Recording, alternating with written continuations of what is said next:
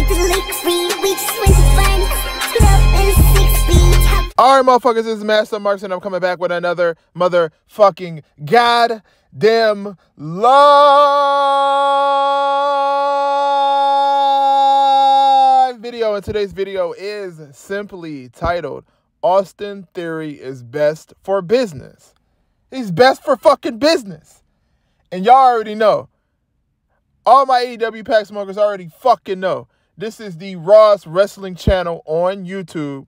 So whatever we say on here, we don't give a fuck. This is our channel now. That's what we gonna start doing this. We gonna start calling this our channel. Shout out to the AEW pack smokers. Austin Theory is best for business. Let's be really fucking honest. Let's be honest, guys. Come on now. Let's be honest. You think Johnny Gargano is better for business than Austin Theory? Austin Theory is 25 years old, charismatic, and in good shape, and decent in the ring. The only problem that Austin Theory really has is he got a trash-ass theme song. That theme song is fucking garbage. That A-Town Down shit, they got to change that. They got to change that. That shit is terrible. That shit is terrible. There's a reason why not only did Vince like Austin Theory, but Paul likes Austin Theory. There's a reason why. And even back when I watched a fucking YouTube or some shit like that documentary on like Evolve Wrestling, and they had Austin Theory on there, I knew at that point in time that Austin Theory was a fucking star. He's a bigger star than most of the people that's on the main roster. He's a bigger star than Sami Zayn. Let's be honest. Come on now, y'all. Let's be honest. Charisma, all of those things, character, look, in-ring work, size, mic skills. He's a bigger star than most of the people that's on the fucking main roster. Just like Carmelo, just like Braun Breaker, just like all of those fucking guys who are not yet on the main roster. But Austin Theory is only 25 years old and he the Money in the Bank fucking whatever the fuck it's called. He Mr. Money in the Bank. So at any point in time, his career is going to shoot to the fucking sky. He could cash in his Money in the Bank, get the championship, and I don't know, I think Randy Orton was still the youngest. I can't remember how old Randy was.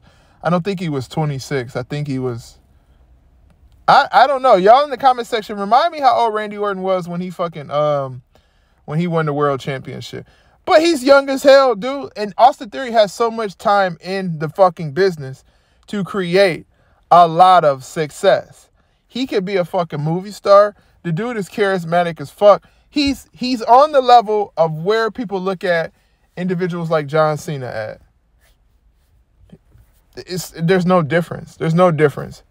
That's why Vince looked at him how he looked at him, because he was basically Vince's new John Cena. Basically. That's what the fuck it was. So any motherfucker who sit on the fucking social media, on Twitter, who sit there and fucking say that Austin Theory is not best for business, you clearly don't know what the fuck you talking about. You don't. You don't know shit about what the fuck you talking about. You don't.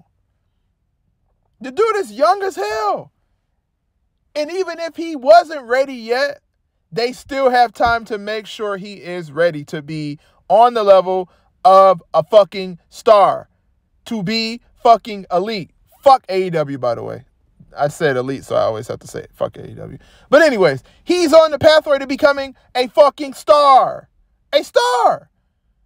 And you don't have a lot of guys in the business right now who you could think are fucking stars. If you ask somebody who's a fucking star, they'll tell you Jenny Omega.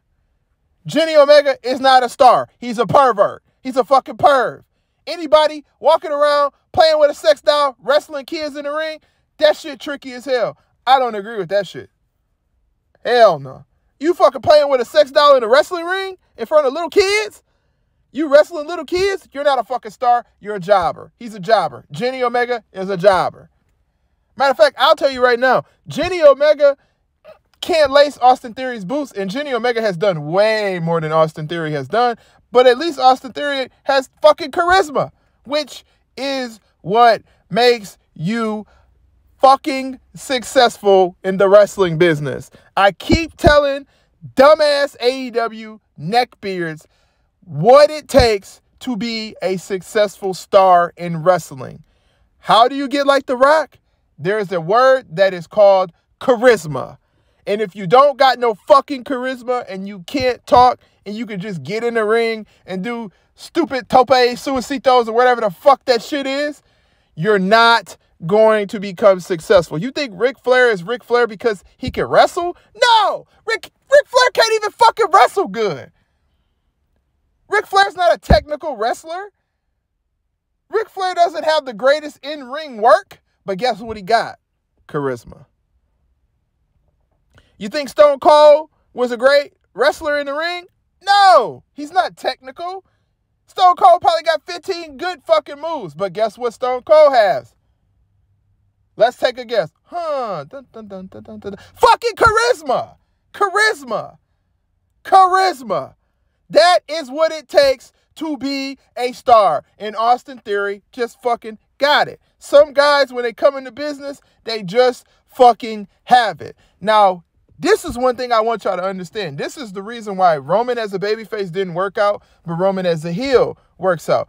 Because when Roman plays a heel, he has, let's take a guess at it again. I know the AEW Pack Smokers already fucking know the answer, but for you idiot neckbeards who get in the comment section and put a bunch of shit about how you think your opinion is important, even though we not gonna block you, we love when you talk shit because fuck it, it's content, it's content. For you idiots, you neckbeards, you motherfuckers who cry about CM Skunk, you motherfuckers who love CM Skunk and dick suck Jenny Omega, the reason simply is because of charisma. It's charisma. It's charisma. If you're not charismatic, you're not going to get anywhere in the business of wrestling.